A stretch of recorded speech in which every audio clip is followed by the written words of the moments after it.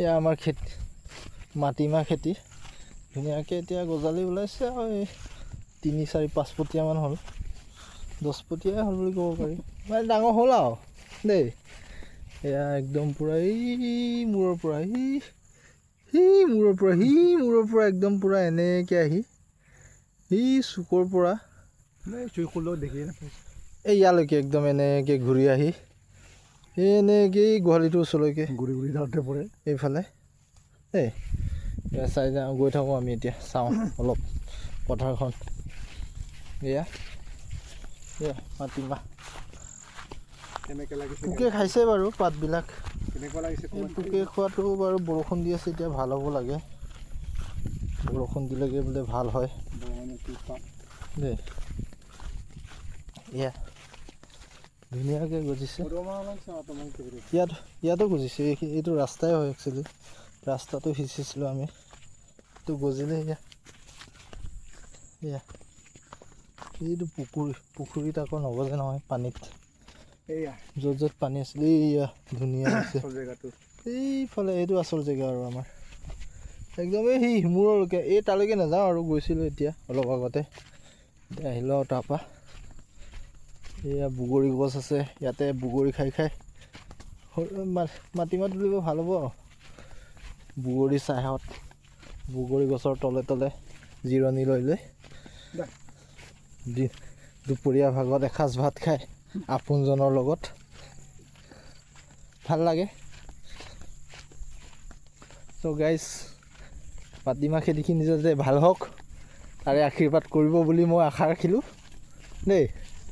এয়া বগৰী গছ লাগিব আৰু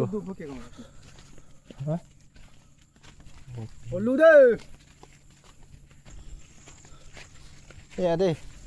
ইয়ালৈকে আছে ভালেমানখিনি 10 বিঘামান মাটি আছে এই জেগাডোখৰত একদম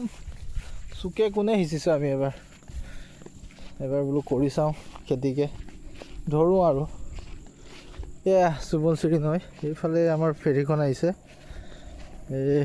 এচেৰাকটা পাৰাপাৰ ঘাট এইফালে প্ৰায় মানুহ আমাৰ গোটেই গাঁৱৰ গোটেই অঞ্চলৰ মানুহে পাৰাপাৰ কৰে এইখন নাও চাওক আপোনালোকে ৰাইজ অলপ জুম কৰি দিওঁ এইখন এই নহয় দেই তাৰপিছত এতিয়া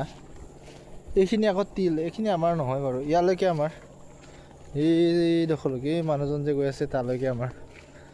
এয়া মোৰে লগৰ আমি দুয়ে মিলি কৰিছোঁ কমেণ্ট কৰিব কেনেকুৱা লাগিছে অঁ সি কৈছে কমেণ্ট কৰিব কেনেকুৱা লাগিছে ইয়ালৈকে আমি এই সিপাৰত থাকোঁ এইপাৰে সিটো পাৰে এইটো জাৱৰখিনি সিপাৰে মানে আমি নাও লৈ আহিব লাগে তাৰ পৰা প্ৰায় মানে আহোঁতে এইখিনি আকৌ আমাৰ এই খুৰা এজনৰ মাটিমাহ এইখিনি ভাল হৈছে বনবিলাক অলপ বেছি হৈছে এয়া ধুনীয়া এতিয়া গজিছে বাৰু এতিয়া গুটি কেনেকৈ লাগে ভগৱান জানে আৰু যদি সময়ত বতৰ পানী ঠিকেই হৈ থাকে গুটিখিনিও ভালকৈ লাগে এইখিনি গোটেই চাপৰিখিনি আমাৰ গাঁৱৰে হয় এই গোটেই চাপৰি নদীৰ মাজত আছে দ্বীপ সৰু এটা অকাই দে এইখন নাও আমি আনিছিলোঁ এতিয়া পানী নাই প্ৰায় শুকাই গৈছে আৰু এইখিনি এইখনেই আৰু এতিয়া আমাৰ ফালৰ সোৱণশিৰি নৈ বুলি ক'ব লাগিব মেইন নৈখন দেখুৱাম বাৰু আপোনালোকক অলপ আগৰ পৰা ভালকৈ দেখিব চ' নাওখন এইফালে আছে খুলি আছে মানুহজনে সিপাৰত লৈ গ'ল বোলে কিবা কামত চ' আমি যাম আৰু ইয়াৰ পৰা বেছি টাইম নালাগে 10-15 মিনিটমান লাগে সময় ইয়াৰ পৰা ডাইৰেক্ট পঠিয়াই দিলে সুতে লৈ যায় পানীৰ সুতে আমি আকৌ এই কণ জলকীয়া পালোঁ বুট জলকীয়া আৰু কণ জলকীয়া পালোঁ এই আমাৰ ইয়াৰে চিনাকি এঘৰ আছে ইয়াতে থাকে দেই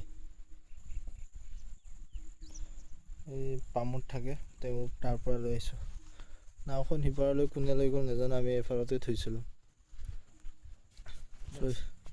সিপাৰে আকৌ গৰু খুটি আছে, গৰু থয় মানে তাৰ ইয়াতে খেতি বাতি সময়ত মানে বিশেষকৈ মাটিমাহ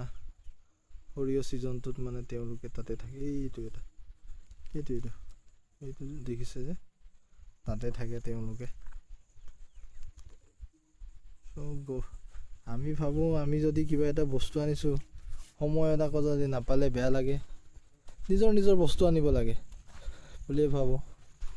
নে কি জোচ, কি কোৱা দে? ভগৱান নাই নেকি? ভগৱানৰ নাম লিখিলে একদম মনে প্ৰাণে লিখিব লাগিব, এনেই লিখিব নালাগিব নহয়। ই বোলে এই ৰাম নামটো লিখি পিনি বোলে পানীৰ কিবা ঢৌটো চাইছে বোলে। ক'ত মোচা নাইতো, এইটো ৰামটো আছেতো। এনেকুৱা উপৱাসডাল যেনিবা ৰাম নাই এইটো মিছা কথা। ৰাম আছে। পানী মনে প্ৰাণে তুমি লাগি মেলি একদম লিখিব লাগিব। মনে প্ৰাণে লিখিছো, ভগৱানৰ আছে নে নাই। চ' এয়াই আজিৰ আমাৰ এই ব্লগটি। চ' আপোনালোকে চাই দিব। মই বাৰু আৰু অলপ দেখুৱাম এই আমাৰ মাজৰ নদীখিনি। ইফালে ম'হ চৰাই, এই চাপৰিটোত আকৌ ম'হ চৰাই। তাৰ সিফালে আৰু এটা চাপৰি আছে, তাতো আমাৰ মাটি আছে, তাতো মাটিমাহ খেতি বা সৰিয়হ খেতি কৰা হয়। আৰু এইটো এতিয়া চাপৰি নতুন হয়, পুৰণাই হয়, প্ৰায় শেষেই হ'ব হ'ল। চাপৰিটো গৰাই কঢ়াই লৈ যায়, চাপৰি পাতে আকৌ গৰাই কঢ়াই লৈ যায়। চ' এইটো মানে কি ক'ম আৰু, এই চাপৰিটোত এতিয়া ইয়াত যোনখিনি গৰু থাকে, এই চাপৰিটোত যোনখিনি গৰু থাকে তেওঁলোক এতিয়া তাতে থাকেগৈ, কিয়নো ইয়াত গোটেই চাপৰিখিনি এতিয়া খেতি আছে। তেওঁলোকে মানে খেতিৰ মূল্যটো বুজি পায় কাৰণে এইখিনি কৰি দিয়াৰ কাৰণে অতি ধন্যবাদ জনাইছোঁ তেওঁলোককো। আমাৰ ইয়াৰে যুগলপুৰৰ মানুহ থাকে, খগাৰ মানুহ থাকে, বা আমাৰ নিজৰ গাঁৱৰো আছে কিছুমান।